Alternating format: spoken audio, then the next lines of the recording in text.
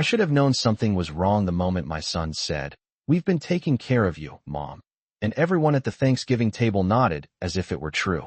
The turkey was still steaming in the center of the dining table, the scent of rosemary and butter rising between us. And for a brief second, I almost smiled, thinking he meant the plane ticket he had sent me 2 weeks earlier. A round-trip flight from Phoenix to Boston isn't cheap in November, especially that close to the holidays. And when Daniel emailed me the itinerary, I remember staring at the total, $184.60, and feeling a warmth I hadn't felt in years. My son is thinking of me, I had told myself as I folded my sweaters into my carry-on. Maybe things are changing. Maybe Melissa has softened. Their home in the suburbs looked exactly like the pictures she posts online. White siding, black shutters, a wreath already hanging on the door even though Thanksgiving had barely arrived. Inside, everything smelled like cinnamon candles and polished wood floors. Melissa greeted me with a hug that felt practiced, light hands on my shoulders, quick cheek-to-cheek contact, then gone. "We're so glad you're here," she said, her smile wide and measured. I wanted to believe her. I truly did. The first night passed without incident. We sat around the kitchen island while she basted the turkey, and Daniel poured me a glass of sparkling cider because he knows I don't drink anymore. He kept saying things like, "It's time we give back," and "You've done enough for us." I assumed he meant emotionally. I assumed he meant love. It wasn't until Thanksgiving afternoon, when his in-laws and a couple of neighbors joined us for dinner, that the tone shifted.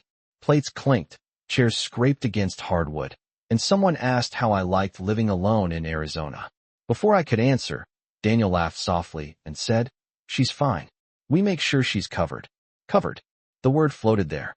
Melissa added, "Yes, between the transfers and the travel, we've been supporting her for over a year now."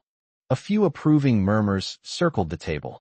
I felt every pair of eyes turned toward me, not with sympathy, but with a kind of polite admiration for my generous children.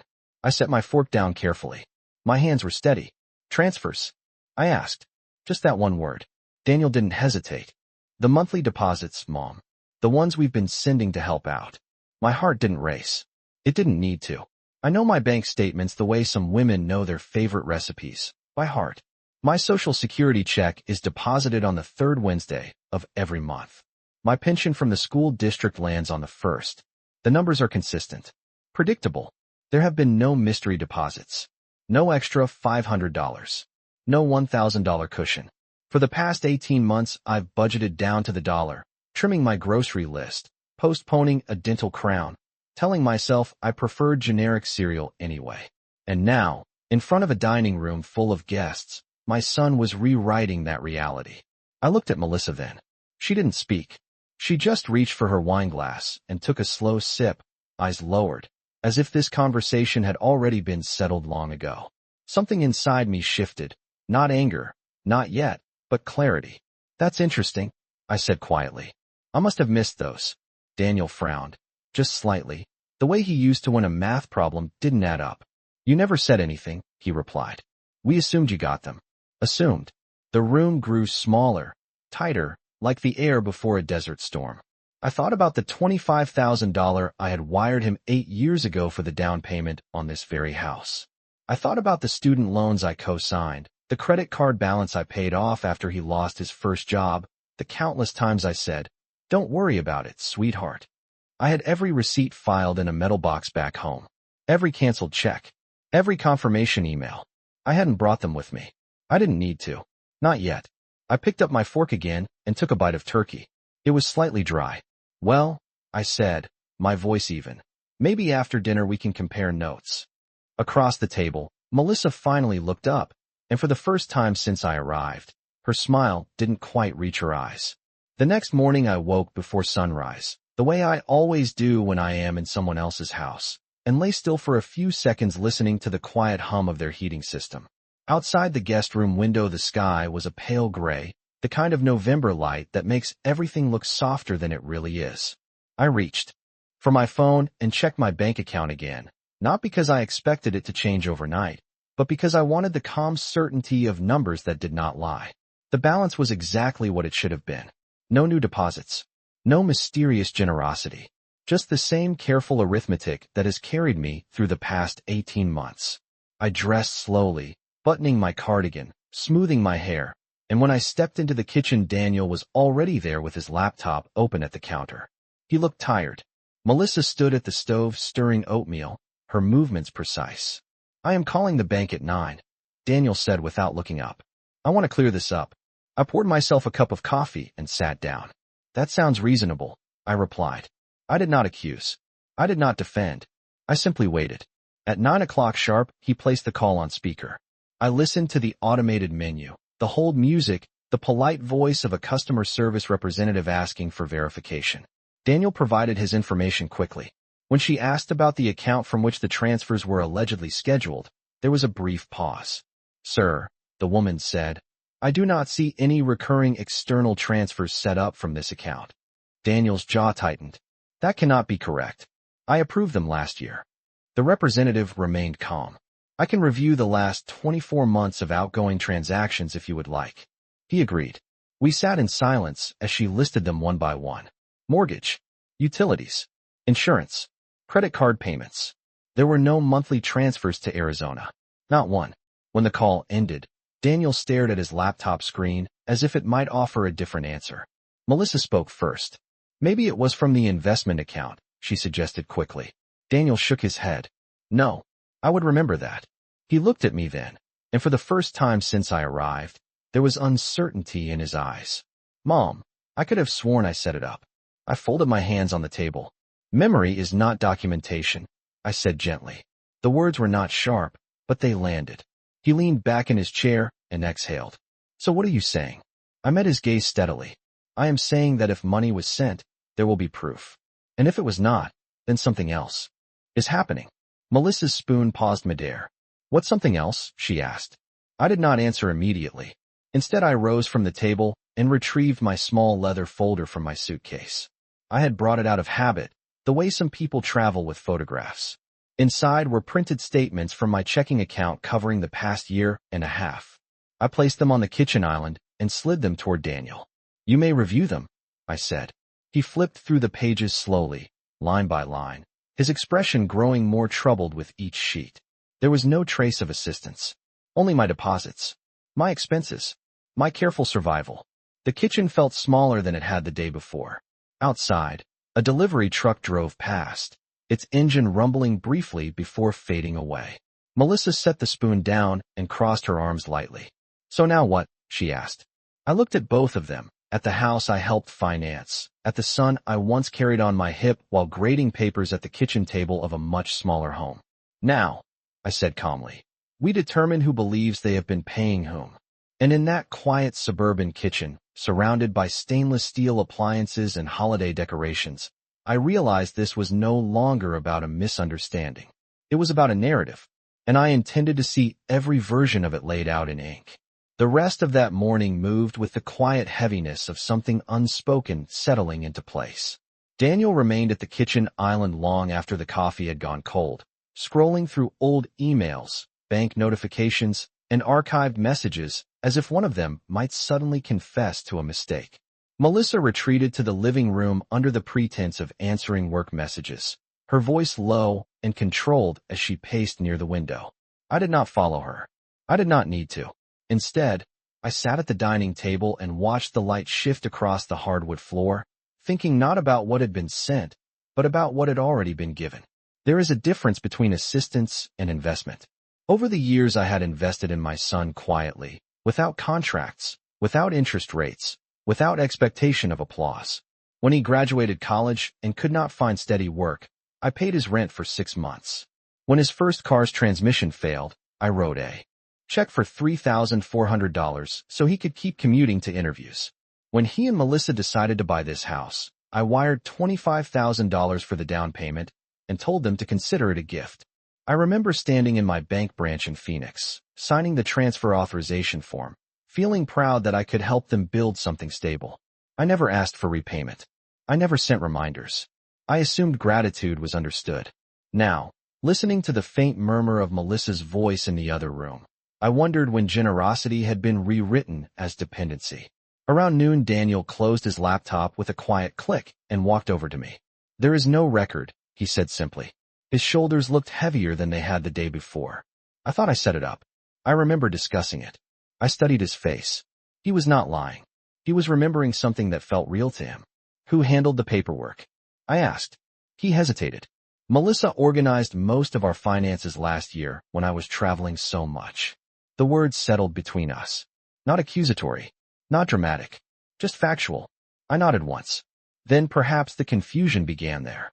He ran his hand along the back of his neck, a gesture he has had since childhood whenever he feels cornered by his own thoughts. I need to talk to her, he said. Alone. I stood and smoothed my cardigan. Of course. I stepped onto the back patio while they spoke inside. The November air was crisp, about 45 degrees, sharp enough to clear the mind. Their yard was neatly trimmed, a small maple tree losing its last red leaves near the fence line. I thought about the narrative that had been presented at dinner the night before, the subtle admiration from guests who believed I was being financially supported. That story had elevated them and quietly diminished me. It suggested I could not stand on my own. It suggested they were rescuers. I folded my hands against the chill and let the silence stretch. Inside, voices rose and fell, not shouting, but tense. After several minutes, the sliding door opened. Daniel stepped outside. His expression altered in a way I recognized instantly. It was the look of someone who has just discovered that memory and reality do not match. Mom, he said carefully, there were no transfers scheduled. None were ever initiated. He swallowed once.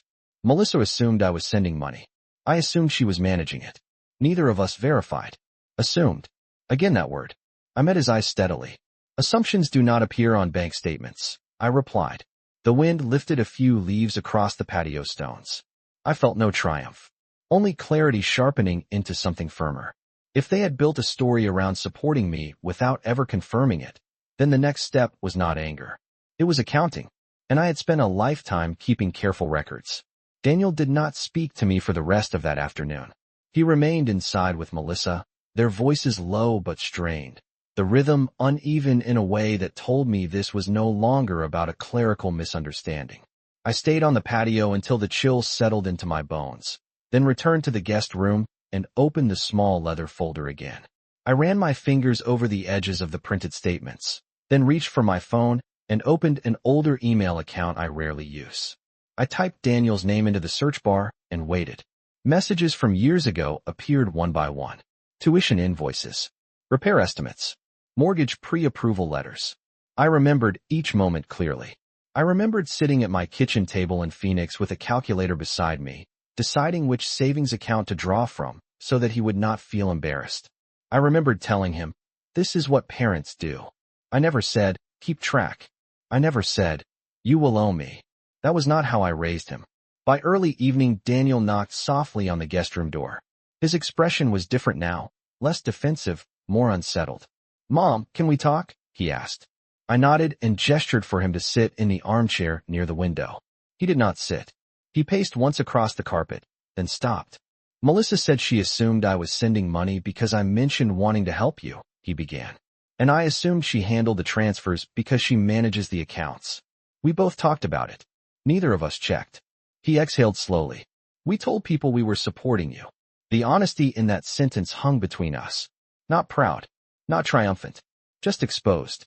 I folded my hands in my lap. "Why would you tell people that?" I asked. Quietly.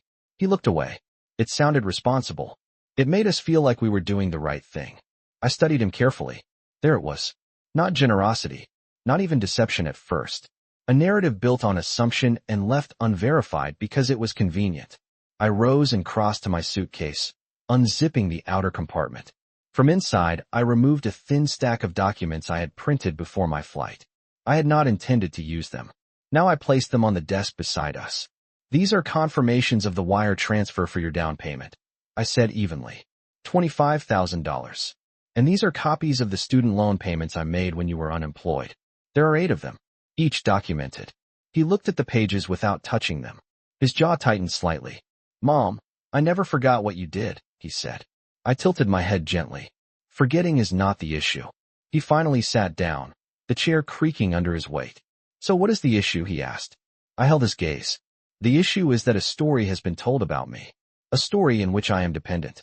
A story in which you are rescuing me. That story is not supported by facts.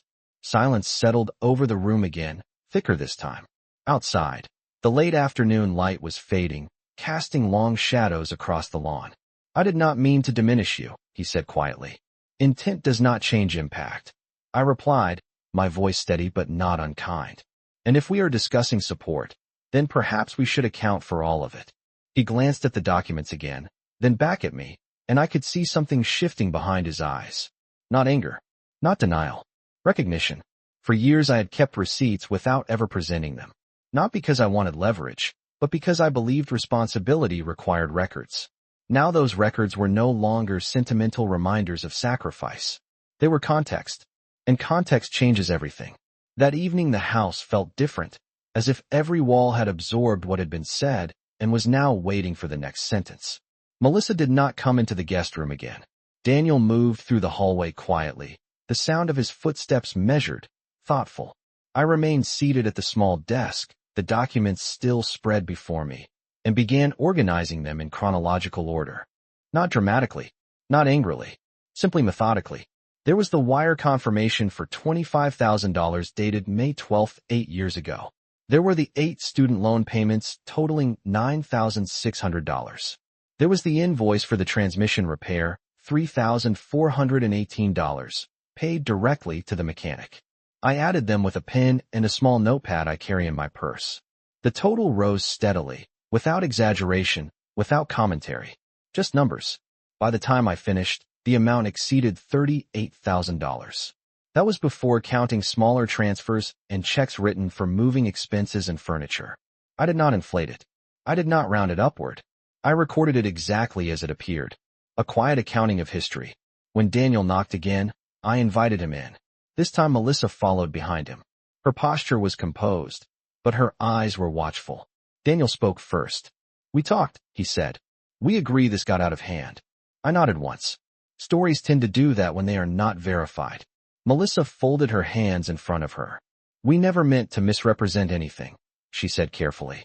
We truly believed we were helping. I looked at her calmly. Belief is not evidence. The words were not sharp, only precise. Daniel stepped closer to the desk and glanced at the papers. What is that? He asked. I slid the notepad toward him. A summary, I replied, of what has already been provided over the years. He scanned the total and inhaled slowly. Mom, you never asked for this back. I held his gaze. And I am not asking now. That seemed to surprise them both. Then why calculate it? Melissa asked. I leaned back slightly in the chair. Because if we are discussing support, then the full ledger deserves to be visible. Silence followed, heavier than before. I could see the shift happening in Daniel's mind. The recognition that generosity can be quiet and still substantial. Melissa's expression tightened just slightly. Are you suggesting we owe you? She asked. I considered the question carefully. I am suggesting that narratives should match documentation, I said evenly.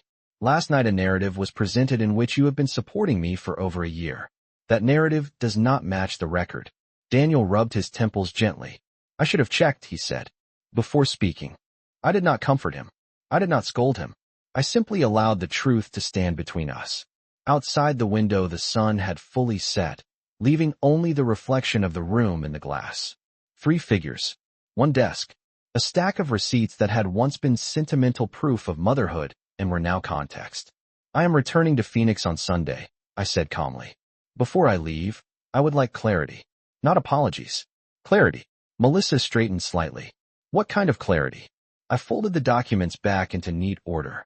A written acknowledgment, I replied, that no financial transfers were made, and that any public statements suggesting otherwise were incorrect. The request was simple, direct, verifiable. Daniel looked at Melissa, then back at me. The house was quiet enough that I could hear the faint hum of the refrigerator in the kitchen. This was no longer about pride. It was about accuracy. And accuracy, unlike assumption, leaves a paper trail. Daniel did not answer immediately after I requested a written acknowledgment. He stood there, weighing pride against precision, while Melissa's posture stiffened just slightly beside him. A written statement, she repeated, as if the idea itself felt excessive.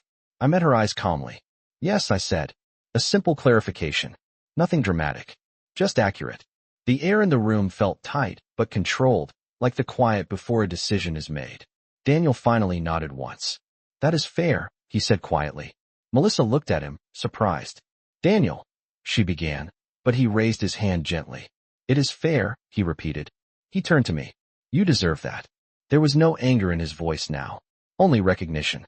He moved to the desk and opened his laptop again, the glow of the screen lighting his face in the dim room. I watched without speaking as he began to type. Each keystroke sounded deliberate. Melissa remained standing, arms crossed loosely, her expression measured but no longer confident. What exactly do you want it to say? Daniel asked after a moment. I considered the wording carefully. State that no financial transfers were made to me in the past 18 months. State that any statements suggesting otherwise were based on assumption and were incorrect. I paused briefly. And state that I am financially independent. The last phrase lingered. It was not about ego. It was about record. Daniel nodded slowly and continued typing. I could see his shoulders settling, as if clarity brought its own relief. Melissa shifted her weight and spoke softly. We never meant to embarrass you. I looked at her steadily. Intent does not erase impact, I replied. But correction prevents repetition. She did not respond. The only sound in the room was the steady rhythm of typing and the distant hum of the house at night. When Daniel finished, he turned the laptop toward me. The statement was concise, direct, free of emotion. I read it twice. It acknowledged the misunderstanding. It corrected the public narrative. It affirmed that no funds had been transferred and that I had maintained my own expenses independently. There were no defensive explanations, no justifications, just fact. Print it, I said calmly. He did. The printer in the hallway whirred softly, producing 2 copies. Daniel signed both, without hesitation. He handed one to me and kept one for himself. Melissa hesitated for only a fraction of a second before adding her signature as well. The ink settled into the paper quietly. No applause. No raised voices. Just a correction. I folded my copy carefully and placed it back inside my leather folder beside the receipts. The weight of it was not heavy, but it was solid. Daniel looked at me again, this time without defensiveness. I am sorry, he said, and this time the apology was not reflexive. It was informed. I nodded once. Then let us move forward with accuracy, I replied. The power in the room had shifted, not through volume, but through documentation. I stood and smoothed my cardigan. Thank you, I said evenly. That is all I required. As they left the guest room, I remained seated for a moment longer, listening to their footsteps fade down the hallway. Outside the window, the night was clear and still. I did not feel vindicated. I felt balanced. There is a quiet strength in paper, in signatures, in numbers that align. Stories may drift with convenience, but records remain steady. And from that night forward, there would be no confusion about who had supported whom. The next morning the house was quieter than it had been all week. No tension hung in the hallway. No hushed conversations behind closed doors. Daniel left early for a short meeting he had postponed, and Melissa moved through the kitchen with a careful politeness that felt almost rehearsed. I sat at the table with a cup of coffee and reviewed my flight confirmation for Sunday afternoon. The return ticket to Phoenix had been purchased by Daniel, and I studied the itinerary without emotion. $1,184.60. Round trip. Non-refundable. A generous gesture, perhaps, or perhaps simply convenient. When Melissa finally sat across from me, she folded her hands on the table in a way that suggested preparation. I have been thinking, she said softly. I looked up. Thinking is useful, I replied calmly. She inhaled slowly. We should correct what was said at dinner. To the people who heard it. That surprised me, though I did not show it. Yes, I said. You should. She nodded once. Daniel already sent a message to his parents and the neighbors who were here. He clarified that there was a misunderstanding. I watched her expression carefully. There was no resentment in it now. Only calculation replaced by awareness. Good, I said. Accuracy prevents confusion. She looked down briefly, then back at me. I do not want this to become a wedge between us, she added. I considered that sentence. A wedge forms when truth is avoided, I said evenly. It dissolves when truth is addressed. She absorbed that quietly. There was no argument. Later that afternoon, Daniel returned home and sat beside me in the living room. The television was off. The house was still. I spoke to everyone, he said. I told them we were mistaken and that you have been fully independent. I nodded once. And how did that feel? I asked. He hesitated before answering. Humbling. That word held weight. I studied his face. The defensive edge from 2 nights ago was gone. In its place was something steadier, something closer to respect. Humility aligns perception with reality, I replied gently. He exhaled slowly. I did not realize how easily we repeated something without checking it, he admitted. It sounded responsible. It sounded admirable. I met his eyes. Responsibility is not a performance, I said quietly. It is documentation. He nodded, absorbing that as well. That evening we ate dinner without guests, without commentary about finances, without narratives layered beneath conversation. It was quiet, almost ordinary. Yet beneath the surface, the balance had shifted. There was no longer an unspoken assumption about who supported whom.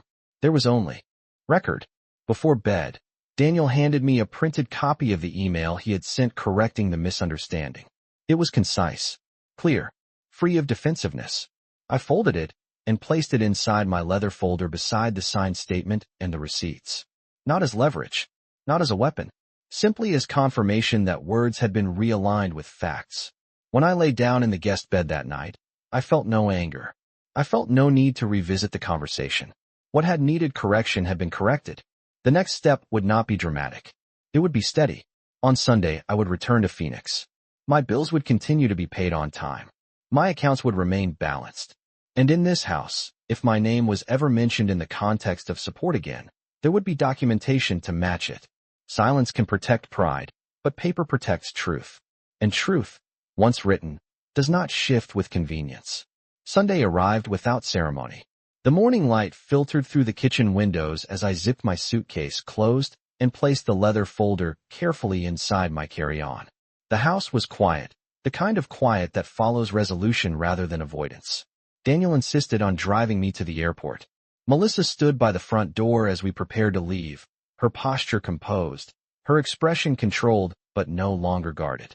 Safe travels, she said, and this time the words felt unweighted by subtext. I nodded once. Take care of your records, I replied evenly. She understood what I meant. The drive to Logan International Airport was steady and uneventful. Daniel kept both hands on the steering wheel, his eyes forward, the November sky pale and cold above the highway. For several minutes we rode in silence, not uncomfortable, but reflective. Finally he spoke. I keep thinking about how easy it was to repeat something that was not verified, he said. I looked out the window at passing exit signs and bare trees. Repetition creates confidence, I replied.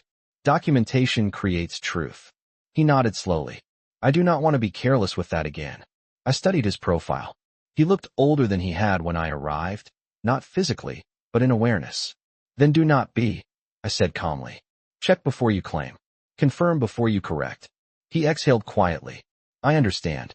At the terminal he parked and walked me inside, pulling my suitcase from the trunk. The airport was busy with post-holiday travelers, rolling bags echoing against tile floors, overhead announcements drifting through the air. He stopped near the security entrance and turned to face me. Mom, he said, his voice steady. I never meant to diminish you. I met his eyes. And now you know how easily it can happen, I replied. There was no bitterness in my tone, only fact. He nodded once, then embraced me briefly. It was not a dramatic embrace, just solid, real. When I stepped into the security line, I did not look back immediately. I knew he would still be standing there. I moved forward at a measured pace, removed my shoes, placed my folder and purse into the plastic bin, and watched them slide through the scanner. Paper travels quietly through machines. It does not argue. It does not defend. It simply passes, intact. On the flight back to Phoenix, I sat by the window and reviewed the documents once more. The signed acknowledgment, the corrected email, the receipts from years of support given without condition. I did not calculate them again. I did not need to. Their purpose had shifted. They were no longer silent sacrifices. They were context restored. When the plane descended into the desert landscape, the familiar brown and gold terrain stretching beneath the wings, I felt steady. My bills would continue to be paid from my own accounts. My utilities would remain in my name. My independence would not be a narrative crafted for admiration or sympathy. It would simply be fact. As the aircraft touched down and taxied toward the gate, I closed the folder and rested my hands on top of it. I had not raised my voice. I had not demanded repayment. I had not sought applause. I had required accuracy. And accuracy, once established, changes the balance of every future conversation. If my name is ever spoken again in that house in the context of support, it will be spoken carefully. Not because of anger, not because of fear, but because documentation now exists. And documentation, unlike assumption, does not fade with convenience.